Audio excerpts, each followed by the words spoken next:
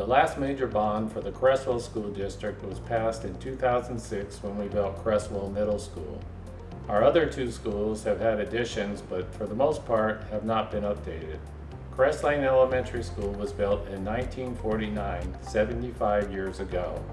And Creswell High School was built in 1967, 56 years ago. In 2017, PAE engineers and GLAS architects conducted a district-wide facilities assessment. They identified approximately 50 areas where school facilities did not meet safety and security standards, current building codes, Americans Disability Act requirements, or had simply deteriorated over several decades due to reduced school funding and deferred maintenance. In 2019 and 2022, the district conducted community-wide needs assessments and strategic planning processes with input from students, staff, parents, business owners, and community members.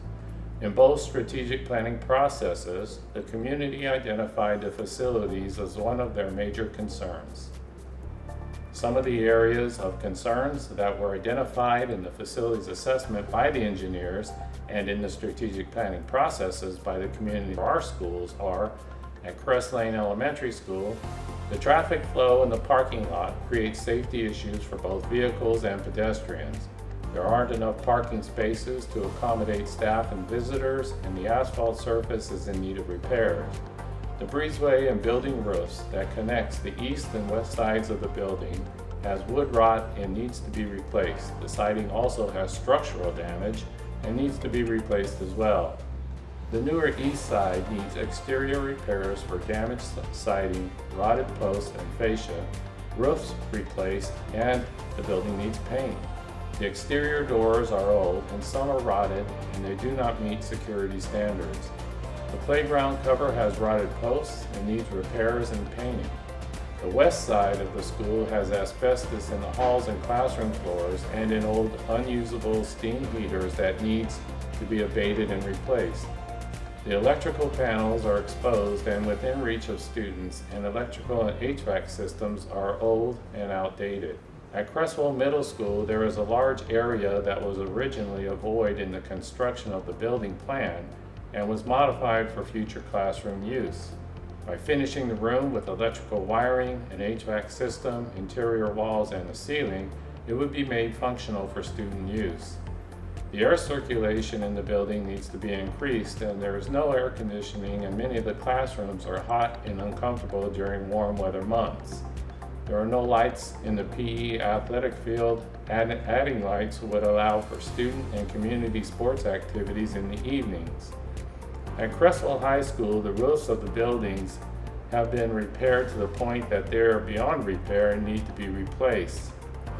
The HVAC system needs to be updated for increased heat and air circulation. The exterior of the buildings has wood rot in the foundation trim, support posts, and the eaves. The electrical systems are old and outdated, and electrical panels are exposed and located next to plumbing and drinking fountains, and the restrooms do not meet the American Disabilities Act requirements. There is asbestos in the floors of the halls and classrooms that need to be abated and replaced. Some of the classroom spaces are too small for the number of students they serve, and most do not have windows for natural light. The exterior wood doors around the perimeter of the building are rotted and do not meet security standards. The CTE building is deteriorating. The facility is below safety standards and does not meet building codes for the American Disabilities Act requirements for restrooms and the stairwell that accesses the classrooms on the second story. The welding and construction shops share a space and lack room to expand their programs. The infrastructure and roof of the agriculture building are deteriorating and at the end of their lifespans. The exterior of the rear of the school building is rotted and giving way to the elements. The Commons can accommodate approximately 200 students comfortably, but we are currently at 400 students and projected to increase enrollment over the next few years. The activity fields are 56 years old, and they are not safe and appropriate for physical education classes or athletics. The football field no longer has a crown and has sinkholes throughout. It is known across the league and by OSAA officials for being an unsafe field. The baseball and softball fields are suffering from their age and the same hazards of sinkholes and declining landscapes around the perimeter of the fields. The track surface has 1 to 4 inch deep sinkholes and 1 to 2 foot areas where the track has deteriorated and split at the surface. The proposed bond is $18,210,000 and is commonly referred to as a continuation bond. The district would also receive a $4 million state matching grant if the bond passes. This would give the district a total of $22,210,000 to use for facilities projects if the bond passes. We would receive the $4 million state matching grant only if this bond measure does pass. If the bond measure passes, the bond tax rate will remain at the current level of $1.94 per $1,000 of assessed value because an existing bond would retire in 2027. With these funds, we would be able to repair and update schools. This would include roofs, electrical systems, plumbing, HVAC systems, kitchens, flooring, exterior walls, mold and asbestos abatement, parking lots and improvements to physical education sports facilities.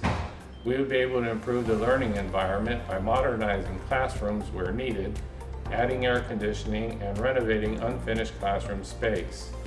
We could increase safety and security by adding secured entry points, revamping security cameras, parking lot entry and exit ways to improve traffic flow, installing an emergency generator, and establishing an emergency reunification center at Creswell High School. We would increase access to vocational training, including adding career and technical education classrooms for vocational trades to teach 21st century career skills. And we could establish a school-based health center in the current district office space and relocate the district office. Please take time to learn what this bond measure would do and how it would impact our students. Most important, please take time to turn in your ballot on or before May 16th. Thank you.